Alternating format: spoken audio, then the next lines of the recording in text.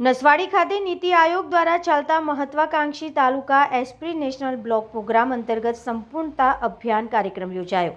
નસવાડી ખાતે ગ્રામ્ય પંચાયત હોલમાં નીતિ આયોગ દ્વારા ચાલતા મહત્વાકાંક્ષી તાલુકા એસ્પિરેશનલ બ્લોક પ્રોગ્રામ અંતર્ગત સંપૂર્ણતા અભિયાન કાર્યક્રમ યોજાયો હતો, જેમાં મુખ્ય 6 ઇન્ડિકેટર લેવામાં આવ્યા છે। એક ICDS કાર્યક્રમ હેઠળ નિયમિતપણે પૂરક પોષણ લેતા 6 મહિનાથી 6 વર્ષના બાળકોની ટકાવારી, રિપોર્ટિંગ મહિના દરમિયાન આંગણવાડી કેન્દ્રોમાં નોંધાયેલા બાળકોની કાર્યક્ષમતા માપન, કાર્યરત શૌચાલય ધરાવતા આંગણવાડી કેન્દ્રની ટકાવારી, પીવાના પાણીની સુવિધા ધરાવતા કાર્યરત આંગણવાડી કેન્દ્રોની ટકાવારી, કુલ શાળાઓની સંખ્યા સામે પૂરતી સંખ્યામાં કન્યા શૌચાલય સુવિધાઓ ધરાવતી શાળાઓની ટકાવારી, રસી અપાયેલા ગાયના પ્રાણીઓની ટકાવારી, FMD જેમાં ભાવનાબેન તાલુકા પંચાયત પ્રમુખ શ્રી HR તલાટી, તાલુકા વિકાસ અધિકારી શ્રી રેખાબેન, ન્યાય સમિતિ ચેરમેન શ્રી ભાનુપ્રસાદ પરમાર, પશુપાલન અધિકારી શ્રી રજનીકાંત પટેલ, તાલુકા આરોગ્ય અધિકારી શ્રી ભાવિકાબેન ચૌધરી,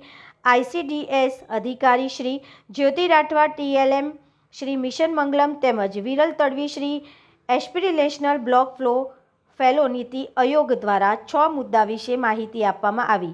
આ કાર્યક્રમમાં 100થી વધુ લોકોએ ભાગ લીધો હતો અને સંપૂર્ણતા સમારંભની શપથ લેવામાં આવી અને તારીખ 14 એપ્રિલ 2026 સુધી આપેલા 6 મુદ્દા પૂર્ણ કરવામાં તમામ લોકોના સમાવેશથી આ કાર્ય પૂર્ણ કરવામાં આવશે।